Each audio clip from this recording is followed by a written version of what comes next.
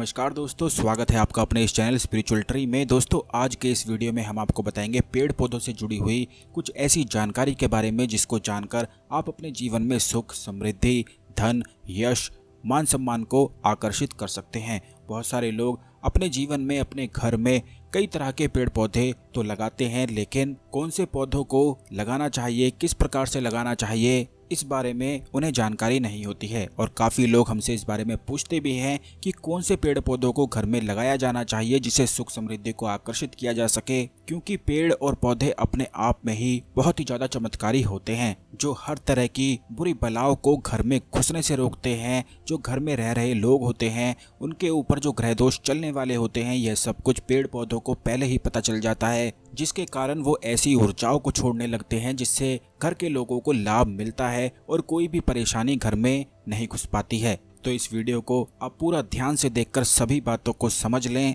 कि किस तरह से कौन से पेड़ पौधों को घर में लगाना चाहिए, क्या विधि है और किन चीज़ों का ध्यान रखना चाहिए। सबसे पहला जो पौधा है वह है तुलसी का पौधा। यह एक ऐसा पौधा है जो सभी के घरों में निश्चित तौर पर मिलता है, और बहुत सारे लोगों की ये आदत होती है कि इस पौधे का बिल्कुल भी ध्यान नहीं रखते हैं, ऐसे ही किसी भी दिशा में इस पौधे को लगा देते हैं। तो दोस्तों, आप इस बात का ध्यान रखें कि तुलसी का पौधा केवल ईशान कोण में अगर आप लगाते हैं तो यह लक्ष्मी स्वरूपा बन जाता है, और यही पौधा अगर आप अपने घर के मुख्य दरवाजे में, आंगन पर लगाते हैं तो इससे घर में कोई भी बुरी बलाएं, नकारात्मक ऊर्जाएं घर में प्रवेश ही नहीं कर पाती हैं, क्योंकि इस पौधे को देखते ही सभी बुरी बलाएं, नकारात्मक ऊर्जाएं तुरंत ही भाग खड़ी होती हैं। नकारात्मक ऊर्जाओं को, जिनको दुख पसंद होता है, उन्हें यह पौधा बिल्कुल भी पसंद नहीं होता है, और इस पौधे को देखते ही वो तुरंत भाग जाती हैं। तो आपको ऐसी व्यवस्था करनी चाहिए कि अपने घर की खिड़की पर इसे लगाना चाहिए, घर के मुख्य दरवाजे पर लगाना चाहिए,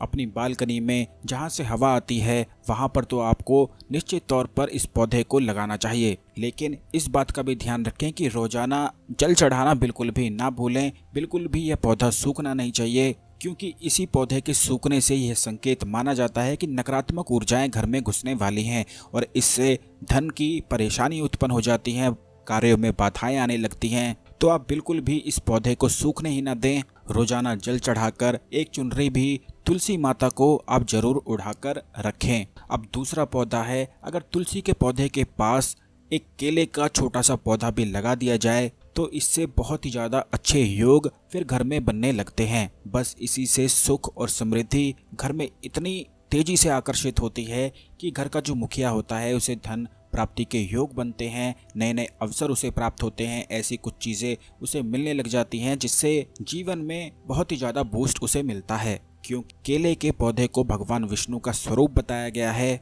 और यही वो पौधा है जो आपके जीवन में गुरु ग्रह को बलवान बनाता है। गुरु ग्रह किस्मत का ग्रह माना जाता है। जिस भी घर में केले का पौधा होता है उस घर में सभी लोग प्यार से रहते हैं और बिल्कुल भी लड़ाई नहीं करते हैं। बहुत सारे लोगों की यही परेशानी रहती है कि उनके घर के जो लोग हैं वो आपस में बिल्कुल भी प्यार से नहीं रहते हैं, आपस में इतना लड़ते रहते हैं कि एक दूसरे से ही दुश्मनी का स्वभाव करते रहते हैं। तो आपको इस बात का बेहद ही खास ध्यान रखना है कि तुलसी के पौधे के साथ एक केले का पौधा भी आप जरूर लगा दें, और दोनों ही पौधों की देखभाल करना शुरू करें, क्योंकि जो कोई भी व्यक्ति इन दोनों पौधों की देखभाल करता है, ये दोनों पौधे मिलकर फिर उस व्यक्ति की देखभाल करते हैं। यानी कि उसके जीवन में जो भी कोई संकट आने वाला होता है उन पेड़ पौधों को पहले ही पता लग जाता है, और वह सभी संकट को तुरंत ही मिटा देते हैं। बहुत सारे लोग इस बारे में नहीं जानते हैं, लेकिन हर एक पेड़ पौधा अपने आप में ही दिव्य शक्तियों को छुपाए बैठा है, और आयुर्वेद में तो इन सभी पेड़ पौधों को बिल्कुल पूजनीय माना गया है, पूजनीय बताया गया है। हर एक पौधा, हर एक पेड़ जितने भी इस पृथ्वी पर मौजूद हैं वो कोई ना कोई उपयोग के लिए ही प्रकृति ने बनाए हैं। तो इन सभी चीज़ों को जानना और समझना बहुत ही ज़्यादा जरूरी होता है, और अगर घर में इन्हीं पेड़ पौधों को लगाया जाता है तो इससे सुख समृद्धि निश्चित तौर पर आती है। अब दोस्तों, तीसरा पौधा है शमी का पौधा। आपको बता दें, यह है एक ऐसा पौधा है कि जो कोई भी व्यक्ति अपने जीवन में अगर डिप्रेशन का शिकार हो जाता है, टेंशन में बहुत ज़्यादा पड़ता है, तो उसे शमी के पौधे के पास बैठकर समय गुजारना चाहिए। यह एक ऐसा पौधा है जो पूर्ण रूप से नेगेटिविटी को, टेंशन को, डिप्रेशन को हर लेता है, और ये आप खुद भी प्रैक्टिकल बिल्कुल करके देख सकते हैं कि जो भी व्यक्ति आपके घर में ऐसा हो जो मानसिक परेशानी से परेशान रहता हो, जिसे बहुत ज़्यादा टेंशन होती हो, डिप्रेशन में पड़ जाता हो, बस उसके साथ यह वीडियो शेयर कर दें और वह अगर शमी के पौधे के पास बैठना शुरू कर देगा तो बस कुछ ही दिनों में वो पौधा ही उसकी सभी नकारात्मक ऊर्जाओं को, उसकी सभी टेंशन को, डिप्रेशन को हर लेगा। क्योंकि शमी का पौधा शनिदेव को बहुत ही ज़्यादा अधिक प्रिय है और जो कोई भी व्यक्ति शमी के पौधे की सेवा करता है उसे तो निश्चित ही बहुत ही अधिक लाभ मिलता है। शमी के पौधे अपने आप में ही एक दिव्य ऊर्जाओं को छुपाए होते हैं। आपको बता दें कि जो शमी के पौधे में जो कांटे होते हैं वो इस तरह से ऊर्जाएं छोड़ते हैं जो हर तरह की बुरी बला को, नकारात्मक ऊर्जाओं को नष्ट करने में सहायक होते हैं। और जो शमी का फूल होता है यह तो अपने आप में ही बहुत ही ज़्यादा चमत्कारी होता है। शमी के फूल के बहुत ही ज़्यादा प्रयोग भी किए जाते हैं, वशीकरण में भी किए जाते हैं और ग्रह दोष निवारण में भी होते हैं, जो हम आने वाले वीडियोज़ में ज़रूर ही आपके साथ शेयर करेंगे। लेकिन शमी के जो पौधे का फूल होता है उसे शिवलिंग पर अगर चढ़ाया जाए तो यह धन प्राप्ति के योग बनाता है। जिन लोगों के जीवन में काफ़ी लोग हमसे इस बारे में पूछते हैं कि उन्हें नौकरी नहीं मिल रही है, बहुत महीनों से, कई सालों से परेशान हो रहे हैं और ढूंढने पर भी नहीं मिल रही है, अच्छी से अच्छी नौकरी उनको पहले थी लेकिन अब नहीं हो रही है, या फिर व्यापार नहीं चल पा रहा है, तो आपको केवल इतना करना है कि आपको अपने घर में केवल शमी का पौधा लगा लेना है और उसकी नित्य प्रतिदिन सेवा करनी है। और जब उस पर फूल उगते हैं तो यह फूल आपको शिवलिंग पर अर्पित करने हैं। इससे भगवान शिव और शनिदेव की खास और विशेष कृपाएं उस जातक को मिलती हैं। अब बिल्कुल इसी तरह से गुड़हल का पौधा होता है जो भगवान गणपति को अधिक से अधिक प्रिय है। गुड़हल का जो पौधा होता है और उसी पौधे के जो फूल होते हैं जो आप अपने घर में लगाएंगे, उसी फूल को अगर आप शिवलिंग पर चढ़ाते हैं तो इससे कार्य में आ रही सभी बाधाएं तुरंत ही नष्ट हो जाती हैं।